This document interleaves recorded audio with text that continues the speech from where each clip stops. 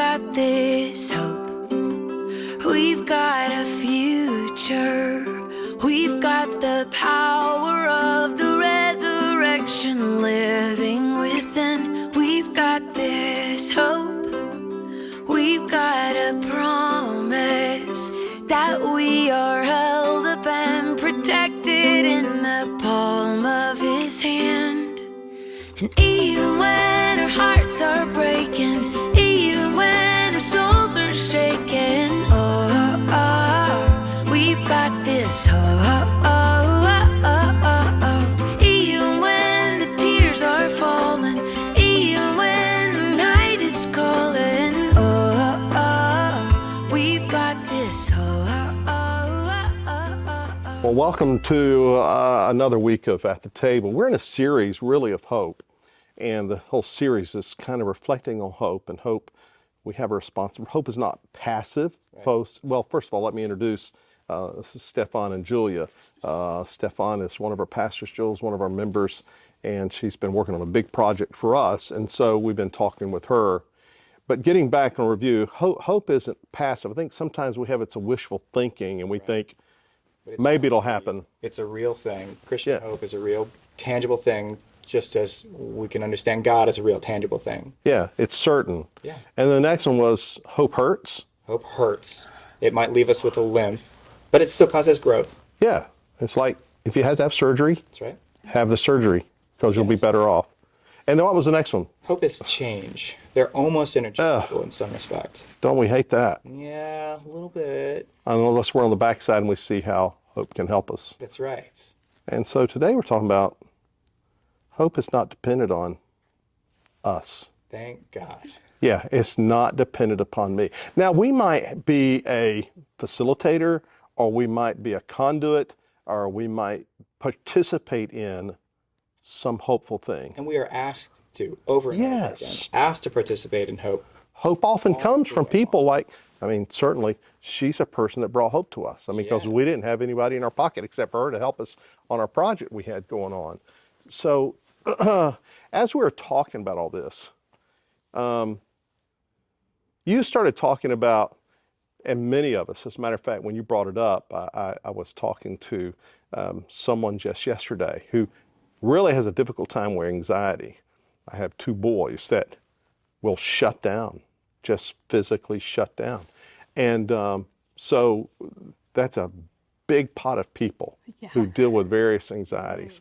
And so, but you were telling us about that a little bit, about you and your life and some plans you have. Yeah, so I, contrary to popular belief, I will be 40 this year.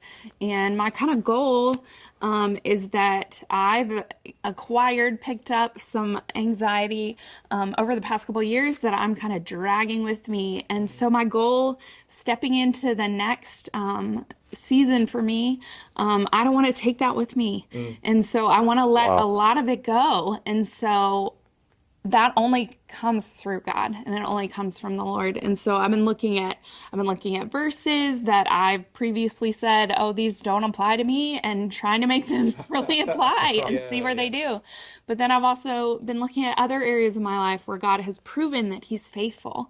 Because when you know that God's faithful, a lot of those worries, a lot of that anxiety melts away. You said something I thought was so funny and so right on, was, Lord, you said your yoke. Yeah, so one of the verses that for my whole life, I've been like, this doesn't apply to me, is the one about my yoke is light, yours is heavy. And I'm like, God, where's the light yoke? Because I don't know where it is. And so I've really just started to look for it in my life. If y'all know my mother-in-law, she loves doing laundry. So sometimes I let her do the laundry, because I didn't know that, Betty. I got to call Betty up. Yeah. Right. So that's one of my new things is looking for the light yoke and taking that on. She told us a story, Stefan, about that started years ago. Yeah. 19 years ago. That ends up having a place right here. Now, where are you from originally? I'm from northeast Atlanta, Georgia. What town? It's called Snellville, where everybody's somebody. Yeah, where everybody's somebody. Yes, all right. North of Atlanta. Yes, that's where I grew up. Yeah. And then, so this story actually starts at a summer camp called Glen Arden in the mountains of North Carolina. And it was a July day, I'm pretty sure. And I met I think at that point she was in 10th grade. I was in college, but I met someone, someone Lizzie. that all y'all know, Lizzie Hill. One of our, that's right. And if you've been around the church, you know that Lizzie and I we're besties, but our story started there. It started at the summer camp, and almost instantly we were best friends. And I just loved her, and Lizzie is the most loyal friend. And so we stayed in touch all through college. She's from Louisiana. I'm from Georgia. I went to the University of Georgia, Go Dogs. She went to LSU, and we stayed in touch. We visited, we saw each other. And so we're grown up. She's married, and she tells me, I'm living in this small town outside of Greensboro called Burlington. And I was like, well, funny story. I'm dating someone who would later be my husband, who's also from Burlington. And so when I moved to Burlington, I lived with her and Don for a while, and we ended up having, her youngest and my oldest are just months apart, and all our kids play together and all that. And so, like, the big thing that I always tell people that God continues to teach me through Lizzie, and anytime I see our girls playing together or anything like that, is that God cares about the details. He cares about the little things. And so on that July day, when we were figuring out that we both loved birthday cake ice cream, and that we were perfect at playing limbo because our belly buttons were the same height, he was thinking, you know what, Julia, this is going to be fun, because years down the road, y'all are going to need each other in a way that you can't even imagine now. Because there were nights when I'd first had my oldest girl, Paige, when I would text Lizzie in the middle of the night, and I'd be like, this is so hard, and or like, what do I do here? And she walked with me through the hard things and the beautiful things, and it sounds fake. I mean, it sounds like something we dreamed up at summer camp, like, let's grow old together and live on the same street, and our kids will be best friends, and we're living it. I mean, it's the reality, and that's God's goodness. And we didn't do it. He did. God did it. It's emotional. Yeah. How come? That he loves me that much. How does that feel when you deal with anxiety? You feel seen. Oh, heavens. You feel seen. Because a lot of our folks walk around this world and like they're wearing an invisible coat. It's like nobody cares, nobody, But that's where, no matter what you might be going through, that God does indeed care. Not only does God care, but God is working where you're not even aware for your purposes. It doesn't mean you won't go through hurt. I mean, screaming out the night, this is hard. That is real. Yeah. But God helps in providing people around us that can offer us hope. Sometimes we didn't think was hope. And the hope doesn't depend on you. It doesn't depend on Lizzie. It doesn't depend on Matthew. It doesn't depend on Dan. It doesn't depend on Stefan or me. It is absolutely on the shoulders of the God who created you and Lizzie and me and everybody else watching.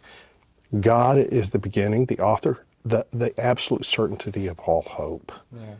And that's what you have learned. So the thing that is so powerful and potent about that story and your being 40 is that's going to pay dividends down the road when you have grandkids, when you're in a hard place, and not just for you, but for others to hear that story because it's hopeful. It's just a reminder that you're not alone and you are seen. So from what I'm hearing from your sharing and what God is speaking to me in this moment is that then God hope does not depend on us tells us two things. One is that we are not responsible for making it all happen. Oh, thank God. What a weight to be lifted off. There's really finding that light yoke. You're telling us we'll have to manufacture it or manipulate it. You don't have to put it all together. You don't have to know all the answers. You don't have to do all the steps. And then the other part is, thank God hope does not depend on us means if I misstep along the way, doesn't mean that I'm stopping it. If I'm messing up along the way, if I decide to go a different direction, it does not mean that I am stopping the hope that God sees in this world. You're telling us different. We can't stop the hope. No. We can't. Even when we feel like we're not seen. And I hope desolate. after our conversation, listening to Julia, that none of us want to stop the hope. Yeah. We simply want to dive into it, to wallow in it, or to soak in it, to be a part of it because it is so nourishing. It is so uplifting. It is the energy on the days when we have nothing of ourselves to put forward.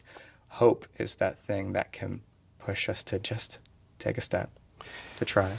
The guy behind the camera reminded us of the story of manna from heaven. You couldn't manufacture, you couldn't make it up, you couldn't manipulate it. Right. And that gift of hope was like manna from heaven. Yeah. Emotionally, mentally, heart, all Exactly what I needed. that. Yeah. And that's just like God, isn't it? Oh, my Lord. The last thing here, and I'm going to let you close this out, Stefan. Just so you know, those who are watching, and particularly those of you who know this woman here, this at the table, we didn't know it was going to happen. Yep. It just kind of birthed itself Yep. before us. As I believe with everything in me, whether she was aware of it or not, I think she was, because it was an after conversation filming. Yeah. And it was potent, and you could feel it, and you could feel it in her. And I think that's God's divine presence. Again, manna from heaven for others out there that you are giving us. Certainly for me, and I imagine For for me. you too, absolutely. It's emotional. Julie, you didn't think this was going to turn into a therapy session. For us, not for you. That's right. Wow. We'll send you whatever you're worth. It's all Yeah. of it. Yeah. Thank you so much for spending time with us. We greatly course. appreciate it. Of course. Julie, you're such a joy. Ray, you're a joy too. Just want to make sure that you know that. As you are. All of you are a joy. Every single one of you, as you're a part of this at the table thing that we're trying out, and you are needed very much so. So won't you please be a part of the hope that we think this is being for us here at Front Street and for Burlington and for who knows where else. I'll tell you what God does. So like and share. We'll see you next week. Our hope is grounded in an empty grave. Our hope is founded on the promises that He made. And even when our hearts are breaking, even when our souls are shaken,